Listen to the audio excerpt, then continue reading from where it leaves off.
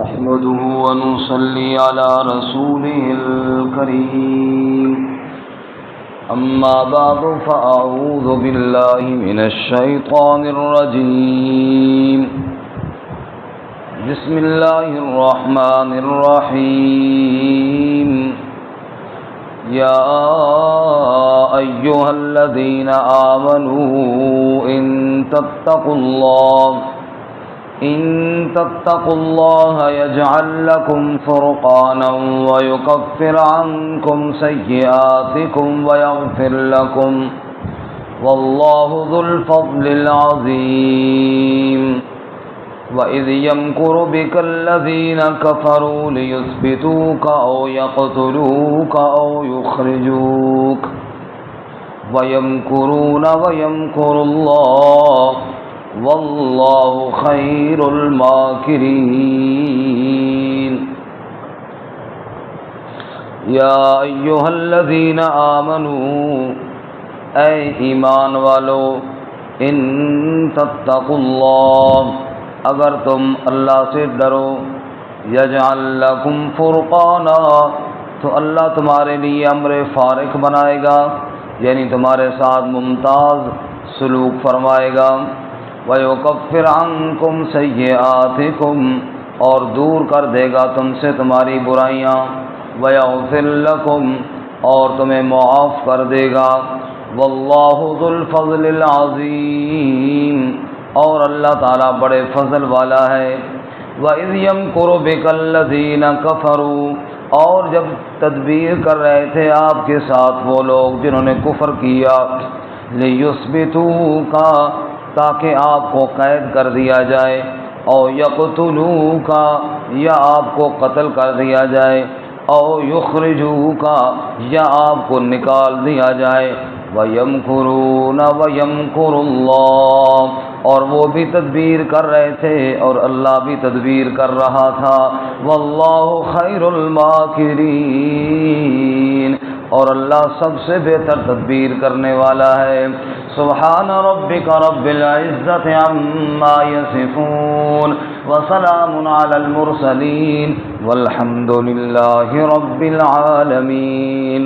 اللہم صل علی محمد وعلی آل محمد كما صليت على إبراهيم وعلى آل إبراهيم إنك حميد مجيد۔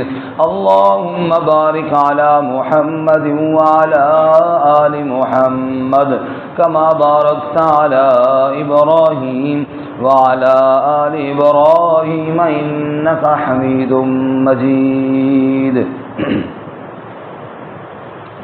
معزز سامعین، سورۃ الانفال کا چوتھا رکوع آیات نمبر 29 اور 30 آپ کے سامنے تلاوت کی ہیں۔ اللہ رب العزت ان کے مطابق صحیح بیان کی توفیق عطا فرمائے اور ہمیں قرآن و سنت پر عمل کرنے کی توفیق عطا فرمائے۔ گزشتہ سبق میں آپ حضرات نے سنا کہ اللہ تعالیٰ نے بطور حکم اور قانون کے خیانت سے منع فرمایا، فرمایا نہ اللہ کی خیانت کرو، نہ رسول اللہ صلی اللہ علیہ وسلم کی خیانت کرو، اور نہ آپس میں امانتوں میں خیانت کرو۔ آج کے سبق میں فرمایا اے اہل ایمان اگر تم تقوی اختیار کرو، اللہ سے ڈرو، تو اللہ تعالیٰ کا معاملہ تمہارے ساتھ باقی لوگوں سے الگ ہی ہوگا۔ تمہارے ساتھ اللہ کا خاص معاملہ ہوگا اور اس خاص مدد اور نصرت کی وجہ سے اللہ تمہیں باقی قوموں سے ممتاز کر دے گا۔ کتنا بڑا وعدہ ہے، کتنا بڑا اللہ کا وعدہ ہے۔ کاش اللہ ہمیں تقوی نصیب فرمائے۔ اور جب یہ امت اہل ایمان لوگ اللہ سے تقوی اختیار کر لیں گے، پھر اللہ ان کو باقی قوموں سے خاص معاملہ کر کے عزتیں عطا فرمائے گا۔ سبحان اللہ۔ آگے اس کی ایک مثال دی ہے، مثال رسول اللہ صلی اللہ علیہ وسلم کا واقعہ ہے۔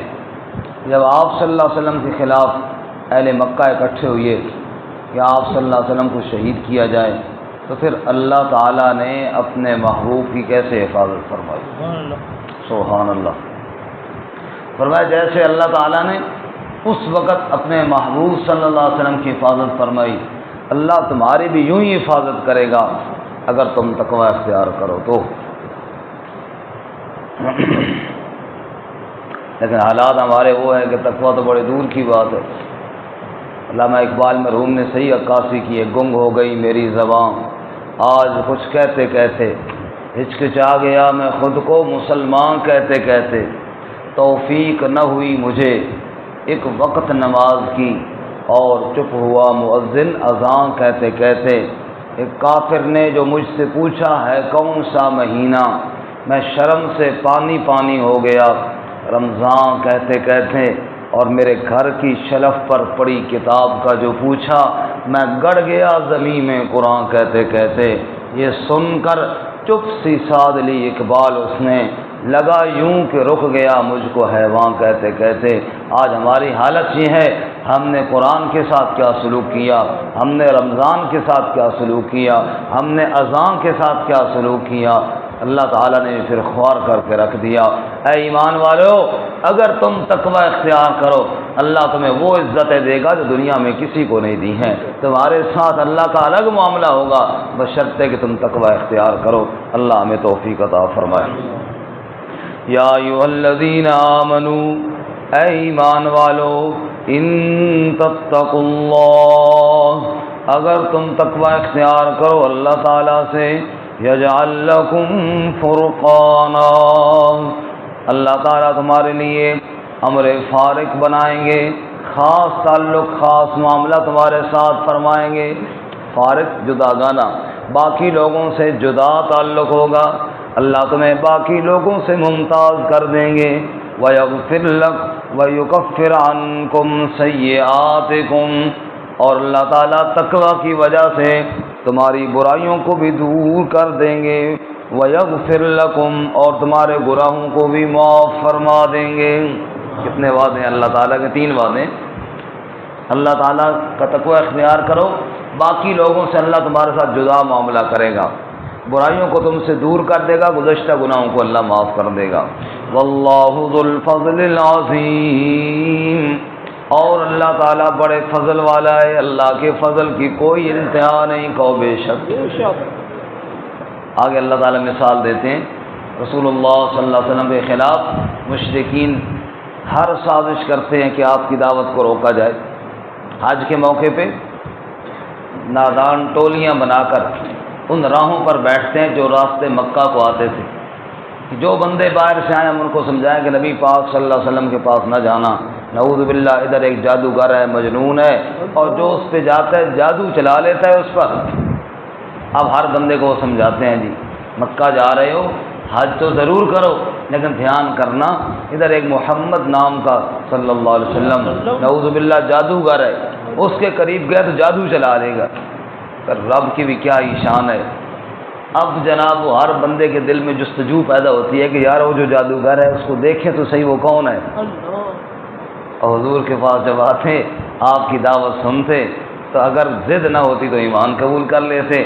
اب جناب وہ بڑے پریشان کہ ہم نے بڑی محنت کی لیکن ہماری محنت تو جناب رائے گاں جا رہی ہے، باہر قبیلے سے لوگ مسلمان ہو جا رہے ہیں، دعوت پھیلتی پھیلتی مکہ سے باہر نکل رہی ہے، کوئی خاص مشورہ کرو، کوئی میٹنگ کرو، نبی صلی اللہ علیہ وسلم کا راستہ کیسے روکا جائے۔ اب مشورے میں 3 باتیں آئی ہیں۔ بعض نے مشورہ دیا آپ کو قید کر دیا جائے اور کبھی رہا نہ کیا جائے، بعض نے کہا نہیں اس طرح تو کب تک قید رکھیں گے، آخر تو رہا کرنا ہی پڑے گا، لوگ خود آ جائیں گے، ہمارے اپنے لوگ کئی ان کے ہاتھ میں ہو جائیں گے، یار بس کرو۔ اب شیخ ابی طالب میں 3 سال قید کر کے بھی دیکھ لیا، اچھا آپ کو جلا وطن کر دیا جائے، مکہ سے نکال دیا جائے، تو مکہ سے نکالیں گے تو پھر باہر سے جناب یہ حملہ کر دے گا، لوگوں کو اکٹھا کر کے لے آئے گا، اچھا چلو پھر ایسے کرو قتل کر دیا جائے۔ ارے قتل کیسے کریں گے؟ تو کہا قتل یوں کیا جائے کہ ہر قبیلے کا ایک بندہ ہو اور سارے مل کر اکٹھا حملہ کرے، پتہ ہی نہیں چلے گا قاتل کون ہے۔ اب جناب جب ان کے رشتہ دار آئیں گے بدلہ لینے کے لیے، پورے خاندانوں سے تو نہیں لڑیں گے نا، ظاہر بات ہے وہ دیت لینے پر راضی ہو جائیں گے، مال لے کر، تو وہ ہم سارے مل کر دے دیں گے دیت، ایک بندے کی دیت دینی ہے۔ اس طرح آپ صلی اللہ علیہ وسلم کی دعوت سے جان چھوٹ سکتی ہے، اس کے علاوہ کوئی صورت نہیں ہے۔ مکہ میں دار ندوہ میٹنگ ہاؤس تھا، ابو جال جناب جو سرغنہ تھا، اور وہ بالکل سر ہلا کر کہتا یہ والا مشورہ بالکل ٹھیک ہے، اور شیطان بھی وہاں حاضر ہوا تھا اس مشورے میں، شیطان نے بھی کہا یہ والا مشورہ ٹھیک ہے، اس کے بغیر اور کوئی صورت نہیں ہے، بالکل ضلع وطن بھی نہ کرو، بالکل قید بھی نہ کرو، بس یہی کرو کہ سارے مل کر حملہ کرو اور آپ کو شہید کر ڈالو۔ رب کہتا ہے دھرتی پر وہ میرے محبوب کے قتل کا مشورہ بنا رہے تھے، عرش پر میں اپنے نبی کی حفاظت کا فیصلہ کر چکا تھا، ان کی تدبیریں ناکام ہوئی، اللہ کی تدبیر کامیاب ہو گئی، کہو سبحان اللہ۔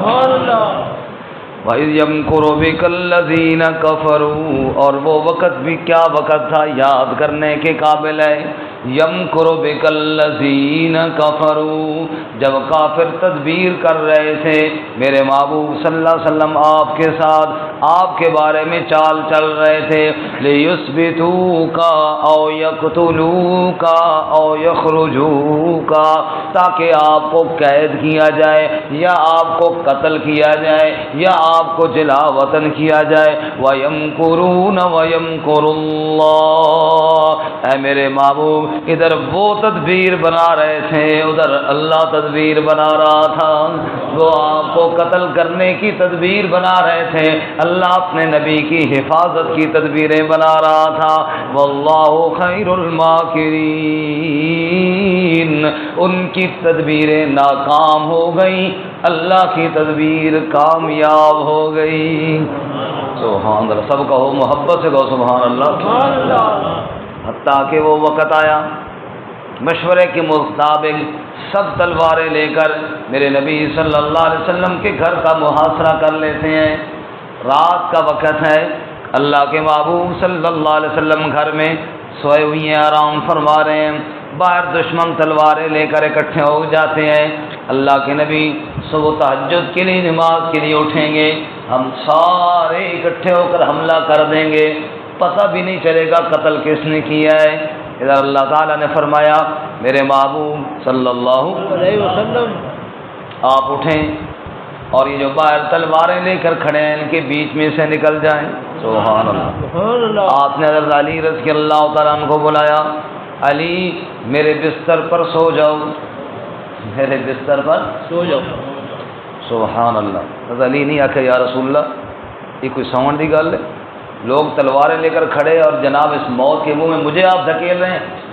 اس وقت نبی کے بستر پر سونا کوئی آسان کام تو نہیں تھا، آسان کام تو نہیں، بعض لوگ تلواریں لے کر کھڑے ہیں اور اسی بستر والے کو شہید کرنا چاہتے ہیں، عین اس موقع پر آپ علی تم ادھر میرے بستر پر سو جاؤ اور سب لوگوں کی امانتیں واپس کر کے تم بھی ہجرت کر کے مدینے آ جانا۔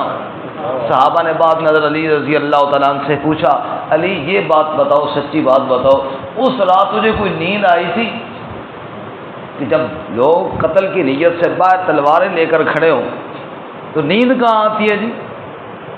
تو حضرت علی رضی اللہ تعالیٰ عنہ نے فرمایا سچی بات پوچھتے ہو، جتنے سکھ کی نیند مجھے اس رات آئی تھی زندگی میں اتنی سکھ کی نیند کبھی نہیں آئی۔ فرمایا وہ کیوں اور وہ کیسے؟ فرمایا اس لیے ہر رات کو یہ ڈر تو ضرور ہوتا تھا پتہ نہیں رات کو موت آ جائے، صبح اٹھنا نصیب ہو یا نہ ہو، اس رات یہ حال تھا کہ اللہ کے نبی صلی اللہ علیہ وسلم نے فرمایا تھا علی میرے بستر پر سو جاؤ اور صبح اٹھ کر کے لوگوں کی امانتیں لوٹا کر مدینہ آ جانا۔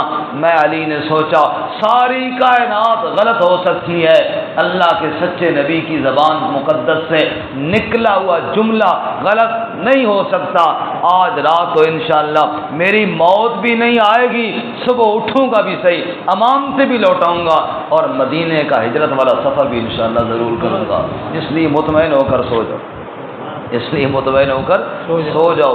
علی رضی اللہ تعالیٰ عنہ مطمئن ہو کر نبی پاک صلی اللہ علیہ وسلم کے بستر پر سو گئے، بڑے مزے سے سو گئے، گہری نیند سو گئے، چادر تان کے سو گئے، اور وہ کھڑے نادان تلواریں لے کر سمجھ رہے ہیں کہ نبی پاک صلی اللہ علیہ وسلم ہے، ابھی اٹھیں گے جناب مقابلہ ہوگا اور جناب ہم اکٹھے حملہ کر دیں گے اور جناب مار ڈالیں گے، اور علی چادر تان کے سو گئے، ان کو پتہ نہ چلا کہ چادر کے اندر علی ہے یا چادر کے اندر نبی ہے، ان کو پتہ بولو نا جی، ان کو پتہ نہیں چلا کہ چادر کے اندر علی ہے یا چادر کے اندر نبی ہے، اور نادان ایسے ہیں ابھی تک ان کو پتہ نہیں چلا کہ علی اور نبی میں کیا فرق ہے۔ اللہ ایسے علی رضی اللہ تعالیٰ نے چادر تانی کہ نادانوں کو آج تک پتہ نہیں چلا، دھوکے کھا رہے ہیں، بھٹک رہے ہیں۔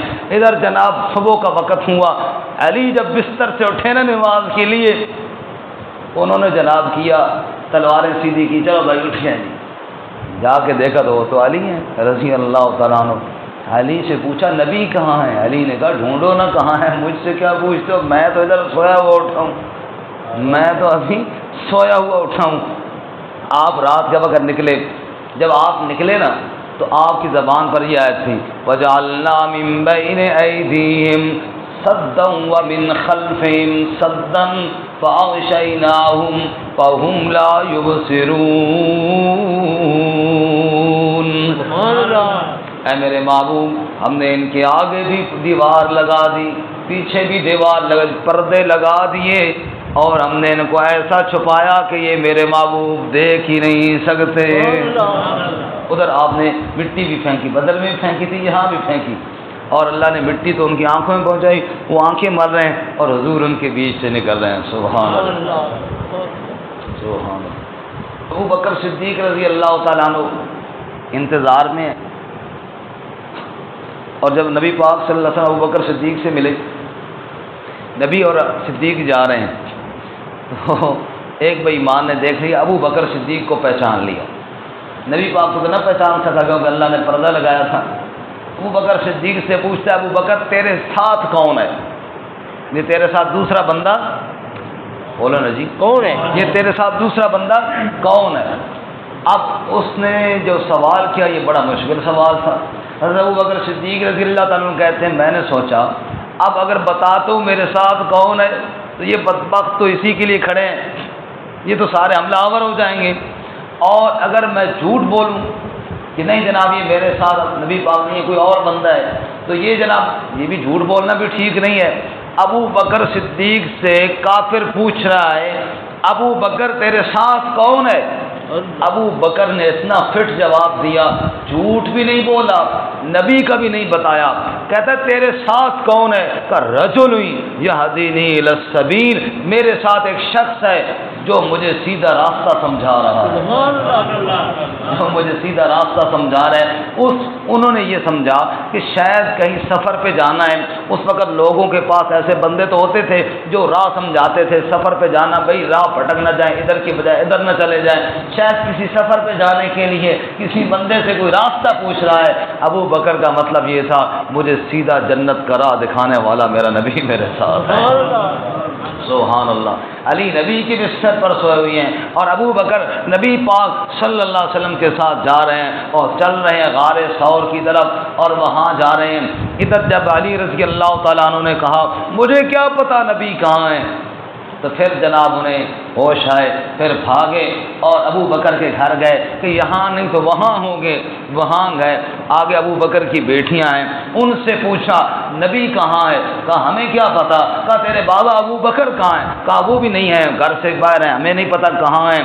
ابو جہل بے ایمان نے آپ کی بیٹی اسماء کو تھپڑ بھی مارا، کان پھٹ گیا، بالی گر گئی۔ کہا بتا بابا کدھر ہیں؟ حضرت اسماء نے کہا مجھے نہیں پتا کہاں پہ ہیں۔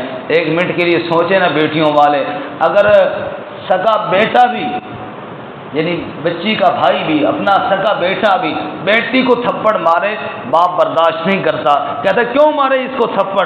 جب دشمن نے آ کے تھپڑ مارا اور ابو بکر کی بیٹی کو مارا، اس لیے مارا کہ نبی کہاں ہے، لیکن ابو بکر کے دل پر کیا گزری ہوگی، لیکن یہ باتیں بھی برداشت کی۔ اور ادھر ابو بکر صدیق نبی پاک صلی اللہ علیہ وسلم کے ساتھ ہیں، ادھر مشرک اعلان کر رہے ہیں اور کہتے ہیں جو ان دونوں کو لائے، نبی کو اور صدیق کو، جو ان دونوں کو لائے زندہ حالت میں یا مردہ حالت میں، اس کو 100 اونٹ انعام ملیں گے۔ کتنے اونٹ جی؟ 100 یہ نہیں کہا کہ نبی پاک صلی اللہ علیہ وسلم کو لائے تو 150 ملیں گے اور ابو بکر کو لائے تو 50 ملیں گے، نہیں، 100 اونٹ، 100 اونٹ نبی کے، 100 اونٹ ابو بکر کے، 100 اونٹ انعام میں ملیں گے جو ان دونوں کو لائے۔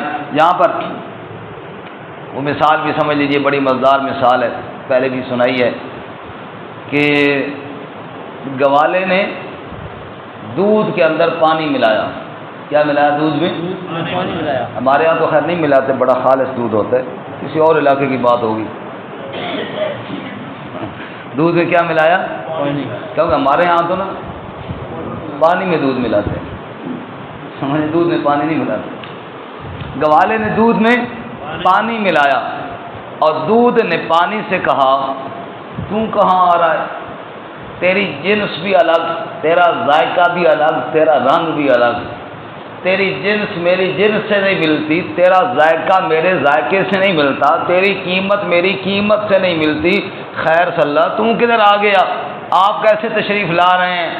تو پانی نے دودھ سے کہا مجھے آنے تو دے، روک نہیں.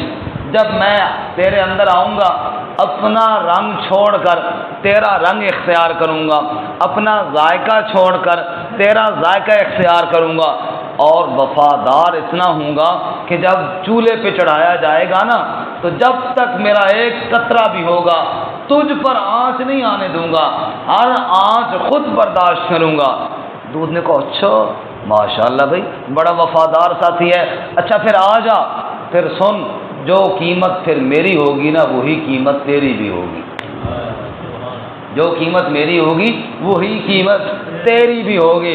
ابو بکر صدیق کبھی نبی پاک کے دائیں، کبھی نبی پاک کے بائیں، کبھی آگے کبھی پیچھے. حضور پوچھتے ہیں ابو بکر یہ کیا ہے؟ کہا جی ہر آنچ خود سہ لوں گا، دیکھتا ہوں ادھر سے کوئی حملہ آور ہو، ادھر سے کوئی تیر آئے مجھے لگے آپ بچیں، ادھر سے کوئی تیر آئے مجھے لگے آپ بچیں، ہر طرف سے آپ کی حفاظت کی کوشش کر رہا ہوں. اللہ تعالیٰ نے فرمایا سنو پھر او دنیا والوں، دیکھو پھر ادھر اعلان ہو رہا ہے 100 اونٹ نبی کا، 100 اونٹ ابو بکر کا، حالانکہ یہ امتی ہے وہ نبی ہے، یہ اور وہ کتنا زمین آسمان کا فرق ہے، اتنا بڑا فرق ہونے کے باوجود قیمت ایک جیسی کیوں لگی؟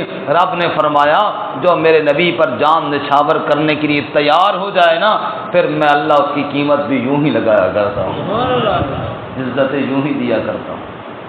خیر خلاصہ یہ نکلا، اے میرے محبوب صلی اللہ علیہ وسلم، کافر آپ کے بارے میں تدبیریں کر رہے تھے اور اللہ آپ کو حفاظت کے انتظامات کر چکا تھا. غار ثور میں جب ڈھونڈتے ڈھونڈتے گئے نا تو ابو بکر صدیق رضی اللہ تعالیٰ نے فرمایا انشاءاللہ اس سے اگلی صورت میں پڑھیں گے یا رسول اللہ وہ تو بالکل آ گئے، دروازے پر آ گئے. حضور نے فرمایا لا تحزن ان اللہ معنا، ہم نہ کر، دو ہم ہیں تو تیسرا اللہ بھی ہمارے ساتھ. پھر آپ جب وہاں سے باہر نکلے، وہ سراقہ جو پیچھے جا رہا تھا، سیرت کے واقعات میں ہم تفصیل سے پڑھ چکے ہیں، سراقہ جو پیچھے جا رہا تھا انعام کے لالے میں 200 اونٹ ملیں گے، وہ گیا نبی پاک صلی اللہ علیہ وسلم کو دیکھا، ابو بکر صدیق کو دیکھا، اور جناب ابو بکر صدیق نے کہا یا رسول اللہ سراقہ آ گیا پیچھے، پر کوئی بات نہیں اللہ حفاظت کرے گا. سراقہ کے گھوڑے کے پاؤں زمین میں دھنسے تو اس نے آواز دی کہ مجھے معاف کر دو. میں چل معاف ہے. باہر نکلا، اب 200 اونٹ ہیں، بڑا انعام ہے، دل کرتا ہے کہ جناب کیا پتہ پکڑ ہی لوں. پھر ہمت، پھر ٹرائی ماری، پھر جناب گھوڑا دھنسا، پھر معافی مانگی، پھر جناب آپ نے پھر معاف کر دیا، تیسری دفعہ پھر ٹرائی ماری تو کیا پتہ ہتھے لگ ہی جائیں، بڑا انعام ہے. پھر جناب معافی مانگی، پھر آپ صلی اللہ علیہ وسلم فرمایا سراقہ وہ کیا وقت ہوگا جب جناب وہ کنگن تیرے ہاتھ میں ہوں گے محلات کے. خیر اس نے کہا جی مجھے پروانہ لکھ دو کہ آپ مجھے کچھ نہیں کہیں گے. حضور نے لکھ دیا، واپس چلا گیا. اب مشرکین مکہ اس راستے سے آ رہے ہیں ڈھونڈنے کے لیے. سراقہ کہتا ہے نہیں ادھر میں دیکھا ہے، ادھر کوئی نہیں. باقیوں کو کہتا ہے ادھر سے میں دیکھ آیا ہوں، ادھر کوئی نہیں ہے. اس راستے سے باقیوں کو بھی روک رہا تھا. رب کہتا ہے جس طرح اللہ اپنے محبوب کی حفاظت کر رہا تھا، لوگوں اس کی کوئی مثال ملتی ہے کیسے اللہ حفاظت کر رہا تھا. اور ایک مرتبہ نہیں، آپ نے تلواروں کے بیچ سے نکالا، غار ثور میں بچایا، پھر یہ سراقہ جس میں آیا تب بچایا. اور اس کے علاوہ کئی موقع تھے جب آپ صلی اللہ علیہ وسلم درخت کے نیچے سوئے تھے اور ایک بےایمان نے تلوار اتار کر آپ سے پوچھا تھا میں یاسمک منی، آپ کو کون بچائے گا؟ تو حضور نے فرمایا تھا میرا اللہ مجھے بچائے گا۔ تلوار اس کے ہاتھوں سے گر گئی تھی، حضور نے فرمایا تھا تو بتا تجھے کون بچائے گا؟ اللہ نے وہاں بھی حفاظت فرمائی۔ اسی طرح یہودی بنو نذیر، یہ وہ بدبخت ٹولہ تھا، نبی صلی اللہ علیہ وسلم ان کے پاس گئے تھے دیت کے معاملے میں کوئی بات کرنے کے لیے۔ انہوں نے کہا جی ٹھیک ہے ہم آپ کو دیت کے پیسے جو بنتے ہیں وہ دیتے ہیں، آپ یہاں کھڑے ہوں، اور بدبختوں نے پروگرام یہ بنایا تھا اوپر سے بڑا پتھر یا چکی کا پارٹ وہ آپ کے اوپر گرائیں گے اور اس طرح آپ کچلے جائیں گے۔ اللہ نے وحی دے کر وحی کے ذریعے بھیج دیا میرے بابو نکل جاؤ یہاں سے، یہ بے ایمان کا حملہ کرنا چاہتے ہیں۔ اللہ نے وہاں آپ کی حفاظت فرمائی۔ بدر کے بعد دو آدمی آپس میں بیٹھتے ہیں، ایک کا نام عمیر ہے، دوسرے کا نام صفوان ہے، مشورہ کرتے ہیں یار کہ بدر ساڑھے نال بہت بھیڑی نہیں ہوئی، بدر میں ہمارے ساتھ بہت بری نہیں ہوئی، 70 تو مارے گئے، ہمارے 70 کو جناب پکڑ کر ہاتھ باندھ کر لے گئے، بڑی ذلیل ہوئی، باقی اب بھاگے میدان میں کہ محمد صلی اللہ علیہ وسلم نے ہماری عزت کو خاک میں نہیں ملا دیا، بڑا جناب ہمیں بےعزت کر دیا۔ کوئی ہو نا جو محمد صلی اللہ علیہ وسلم کو قتل کرے تب جا کے ہمارا بدلہ ہو۔ دوسرا کہتا ہے یہ تو میں کر سکتا ہوں، یہ قتل نبی پاک کو میں کر سکتا ہوں، صرف مجھے ایک ڈر نہ ہوتا تو میں کر دیتا۔ کون سا ڈر؟ مجھے خطرہ یہ ہے کہ میں نبی پاک کو قتل کرنے جاؤں، کہیں میرے اوپر حملہ ہو جائے تو میرے بچے چھوٹے چھوٹے ان کا کیا بنے گا؟ بچوں کا ڈر نہ ہوتا تو میں یہ کام کرتا۔ اور یار تو بچوں کی ٹینشن نہ لے، میرے بچے کھانا بعد میں کھائیں گے، تیرے بچے پہلے کھائیں گے، نبی پاک کو قتل کر کے آ۔ اس نے کہا مسئلہ ہی کوئی نہیں، تلوار لی، اس کو زہر کی پان لگائی اور مکہ سے مدینہ نبی پاک کے قتل کی نیت سے روانہ ہوا۔ ابھی وہ راستے میں تھا، اللہ تعالیٰ نے ان کا سارا مشورہ وحی کے ذریعے اپنے نبی کو بتا دیا۔ اب وہ نبی پاک کے پاس پہنچا، حضور نے پوچھا کیسے آنا ہوا؟ حضور نے دیکھا نا مکہ سے آیا ہوں، مدینہ خیریت ہے؟ وہ جی ادھر رشتہ دار ہے نا، ذرا ان سے ملنے آیا ہوں۔ بہت اچھا، بہت خوب، تلوار کیوں لے کر آئے ہو؟ مجھے وہ تو آپ کو پتہ ہے نا سفر میں تلوار تو ضرورت پڑتی ہے، ہتھیار تو ہونا چاہیے ساتھ۔ اچھا ٹھیک ہے، اچھا یہ بتاؤ اس کو زہر کی پان کیوں لگائی ہے؟ تھوڑا ڈریا ہو، تھوڑا کھس گیا وہ جی، وہ اس لیے کہ بس وہ دشمنوں کا خطرہ مطرہ ہوتا ہے نا۔ اچھا یہ بتاؤ پہاڑ کی وادی میں بیٹھ کے دونوں ساتھیوں نے مشورہ کیا کیا؟ جب یہ بات آپ نے فرمائی نا، اور اس نے تلوار ادھر ہی پھینکی اور بول اٹھا اشہد ان لا الہ الا اللہ وحدہ لا شریک لہ واشہد ان محمدا عبدہ ورسولہ۔ ہم کس دھوکے میں پڑے ہوئے ہیں، اللہ کی قسم جہاں ہم نے مشورہ کیا وہاں تیسرا اللہ تو ہو سکتا تھا اور کوئی بندہ وہاں پہ نہیں تھا۔ جب آپ کو ایک ایک بات کا پتہ ہے، معلوم ہو آپ اللہ کے سچے نبی ہیں، اللہ ہی نے آپ کو وحی کے ذریعے سارا بات بتائی ہے، تو اللہ تعالیٰ نے آپ کی حفاظت فرمائی۔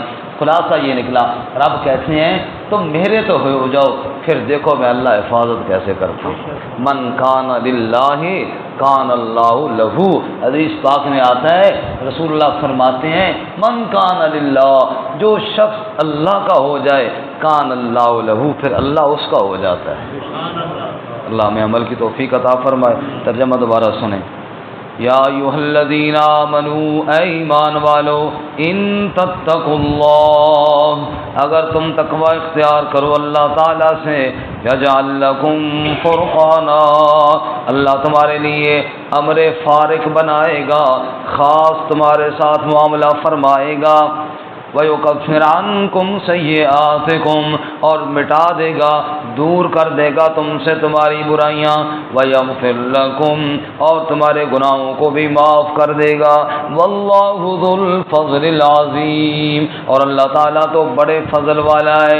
وَإِذْ يَمْكُرُ بِكَ الَّذِينَ كَفَرُوا، اور جب تدبیر کی چال چلی آپ کے ساتھ کافروں نے لیثبتوک او یقتلوک او یخرجوک، تاکہ آپ کو قید کر دیں یا آپ کو قتل کر دیں یا آپ کو جلا وطن کر دیں۔ وَيَمْكُرُونَ وَيَمْكُرُ اللَّهُ، اور وہ بھی تدبیر بنا رہے تھے اور اللہ بھی تدبیر بنا رہا تھا۔